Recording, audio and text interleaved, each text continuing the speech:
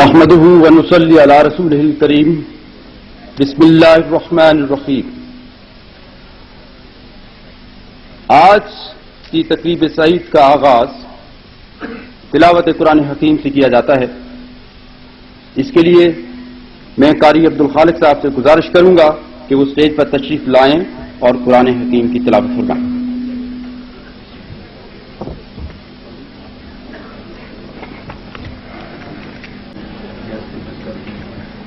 أعوذ بالله من الشيطان الرجيم.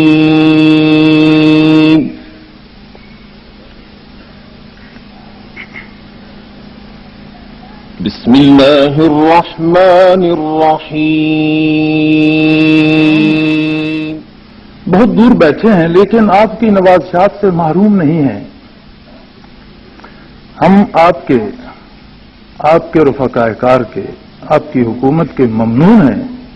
ہم صوبائی حکومت اپنے ڈویژن اور ضلعی انتظامیہ کے ممنون ہیں کہ یہاں دور دراز ہمیں پانی، بجلی، سڑکیں، سکول، ہسپتال اور اتنی سہولتیں حاصل ہیں جو میں سمجھتا ہوں کہ ہمارے ملکی وسائل سے بھی بڑھ کر ہمیں دی جا رہی ہیں.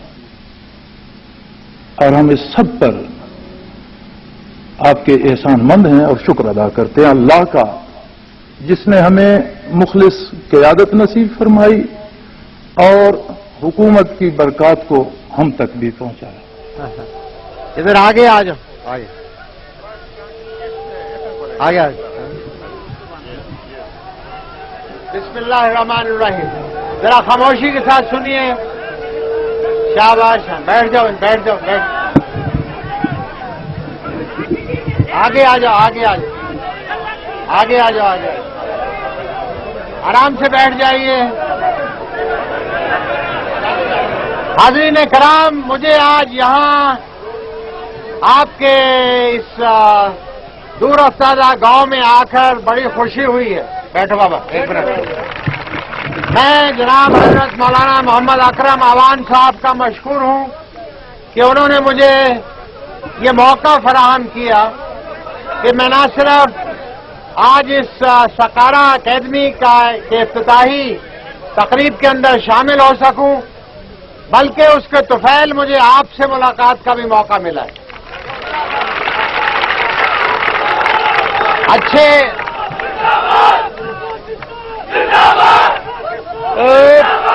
یار خاموش ہو جاؤ بھائی.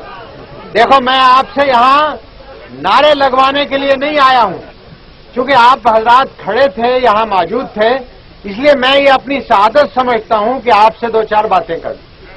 تو اگر آپ خاموشی سے سنیں گے، نعروں کی کوئی ضرورت نہیں، کیونکہ میں یہاں ووٹ مانگنے نہیں آیا ہوں آپ سے. میں یہاں سکارا اکیڈمی کے لیے آیا ہوں. یہ سکارا اکیڈمی کی بدولت آپ کی اور میری ملاقات ہو رہی. میں آپ حضرات کا خادم ہوں، یہاں پہلے آ چکا ہوں، چکوال کے اندر آیا تھا، کچھ عرصے سے آپ کی خدمت میں حاضر نہیں ہو سکا ہوں. میں یہاں بتانا چاہتا ہوں کہ آج اس چھوٹے سے ادارے، یہ اس گلستان کے اندر ایک گلدستے کا کام دے گا، یہ ایک پھول کا کام دے گا. یہ آج ایک چھوٹا سا شجر جو مولانا اکرم صاحب نے یہاں لگایا ہے، اللہ تعالیٰ اس کو اس قابل اتنا تناور درخت بنائے گا کہ اس کے سائے تلے اس علاقے کے بہت سے لوگ نہ صرف اس سائے سے مستفید ہوں گے، بلکہ اس چشمے سے پانی پی کر اپنی پیاس، تعلیم کی پیاس بجھائیں گے. ہمیں امید ہے. یار خاموش ہو جانا بھائی. کوئی یہاں کوئی ریوڑیاں تو نہیں بٹ رہی ہیں. بعد میں جس وقت ختم ہو جائے گا نا، پھر آپ نعرے لگائیں گے. میں آپ کی خدمت میں یہ بھی بتانا چاہتا ہوں کہ آج میرے ساتھ اس تقریب کے اندر نہ صرف میں اکیلا ہوں، بلکہ ہماری قومی اسمبلی کے ممبران جناب ملک مجید صاحب، جناب راجہ افسر صاحب، میجر صفدر صاحب اور دوسرے بہت سے اکابرین بھی اس تقریب کے اندر شامل ہوئے. یہاں آنے کے بعد مجھے آپ کے کچھ ایک مسائل کا معلوم ہوا، لیکن اس سے پہلے مجھے معلوم نہیں کہ آپ نے مولانا اکرم صاحب کی تقریر سنی ہے یا نہیں سنی. میں نے اس تقریر کو سننے کے بعد اپنے تاثرات اس طرح بیان کیے کہ میرے 10 سالہ تجربے کے اندر آج ایک پہلا موقع آیا ہے جس کے اندر ایک تقریب کے اندر اور خاص طور پر ایک عالم دین کی طرف سے مجھے صرف مجھ سے جو توقع تھی وہ یہ تھی کہ میں راولپنڈی سے آ کر اس تقریب کے اندر شرکت کر کے ثواب حاصل کر سکوں. مولانا نے اپنی تقریر کے اندر فرمایا ہے کہ ہمیں کسی چیز کی ضرورت نہیں. مولانا نے اپنی تقریر کے اندر فرمایا ہے کہ حکومت پاکستان کو اللہ تعالیٰ نے اس قابل بنایا ہے، حکومت پنجاب کو اس قابل بنایا ہے کہ انہوں نے اس خطے کے لیے کچھ تھوڑی سی سہولتیں مہیا کی. یہ مولانا کا کرم ہے، ان کی یہ عنایت ہے کہ انہوں نے یہ تھوڑی سی خدمت جو ہے اس کو اتنے اچھے الفاظ کے اندر بیان کیا ہے کہ میں ان کا آزاد مشکور ہوں. لیکن مجھے معلوم ہے کہ آپ کے خطے کے یہاں کچھ مسائل. راجہ افسر صاحب نے پیشتر کے راجہ افسر صاحب کا ذکر کروں. مولانا اکرم صاحب نے مجھے فرمایا ہے کہ یہاں پر جو کالج ہے وہ صرف انٹرمیڈیٹ ہے. میں انشاءاللہ وعدہ کرتا ہوں کہ یہ کالج ڈگری کالج مقرر ہے.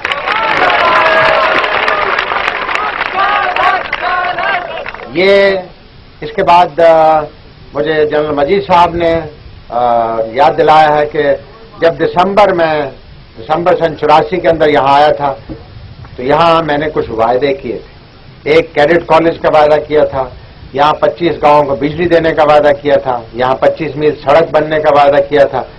مجھے یہ جان کر بڑا افسوس ہوا ہے کہ ابھی تک وہ وعدے پایہ تکمیل کو نہیں پہنچے.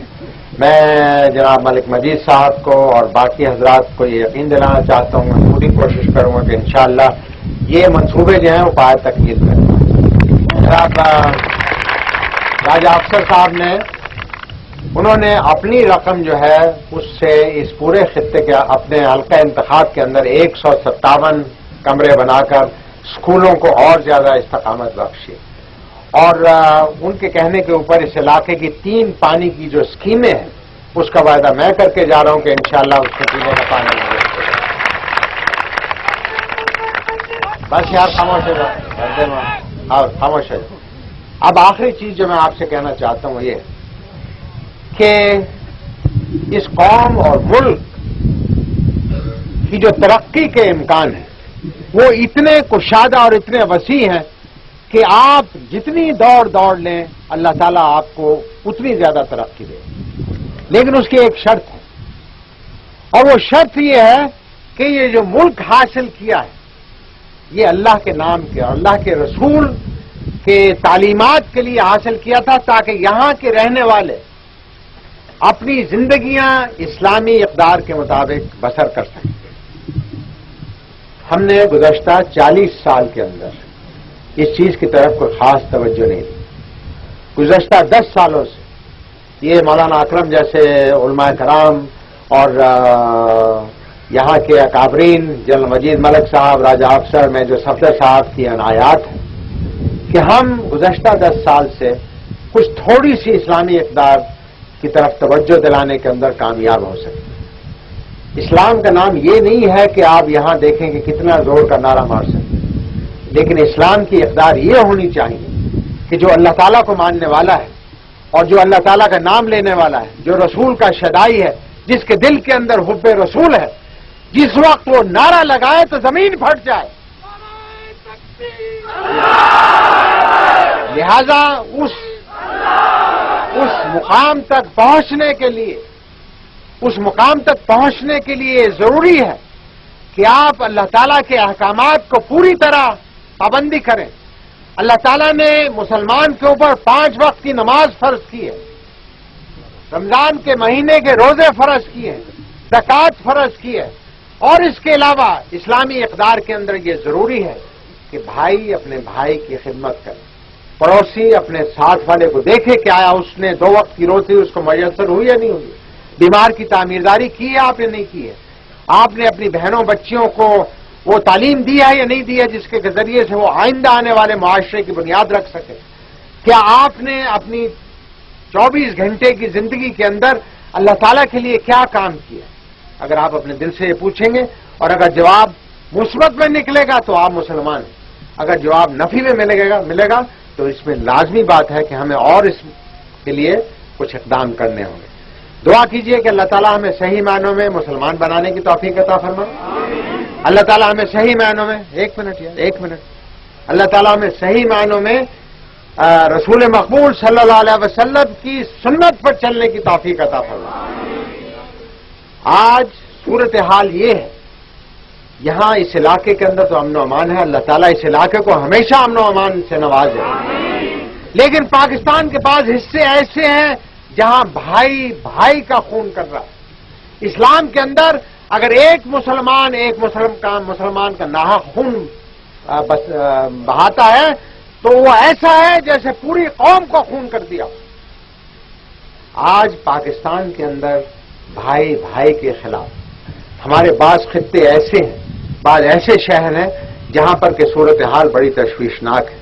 دعا کیجیے کہ اللہ تعالیٰ وہاں امن و امان قائم کرے، ہمیں اس قابل بنائے کہ ہم صحیح معنوں میں یہاں پاکستانیوں کی، مسلمانوں کی عزت و آبرو اور ان کی املاک کا صحیح طور پر حکومت تحفظ کر سکے، تاکہ ہر شہری ایک آزاد شہری ہونے کے ذریعے سے، ایک آزاد مسلمان ہونے کی حیثیت سے، ایک اچھا پاکستانی ہونے کی حیثیت سے اپنی زندگی گزار سکے۔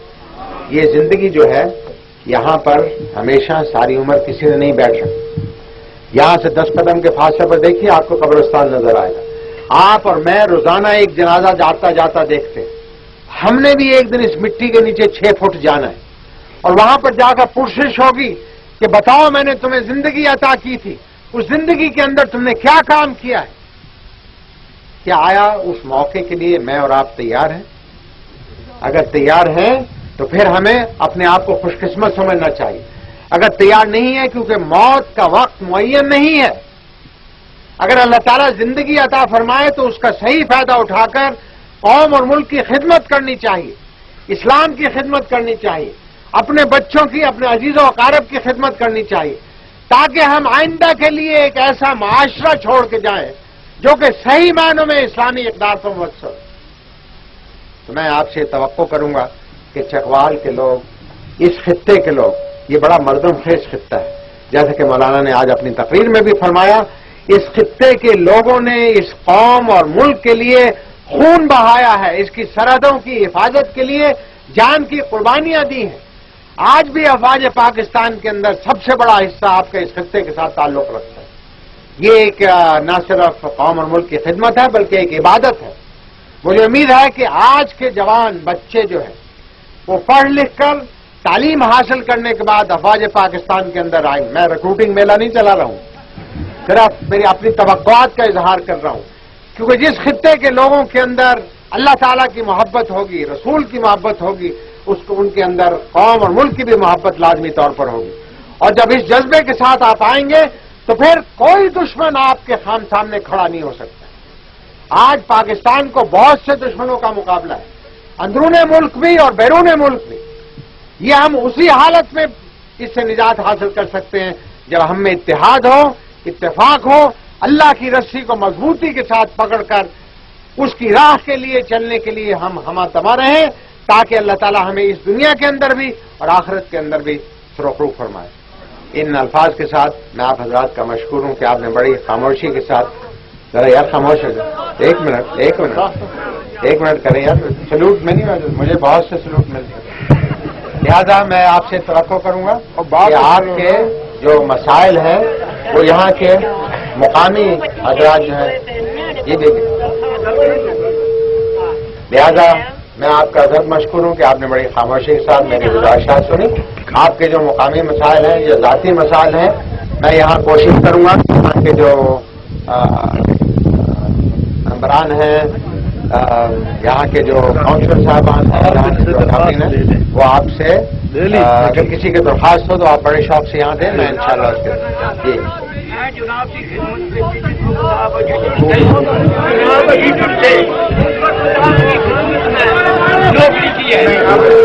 جناب میرا بچہ جو 25 سال نوکری، 34 سال 32 سال نوکری کر کے جیل گیا اور خدا جانا کیا نام ہے بابا؟ کیا اور ایک چناب اور ایک خاندان ہے، ایک جیل ہے۔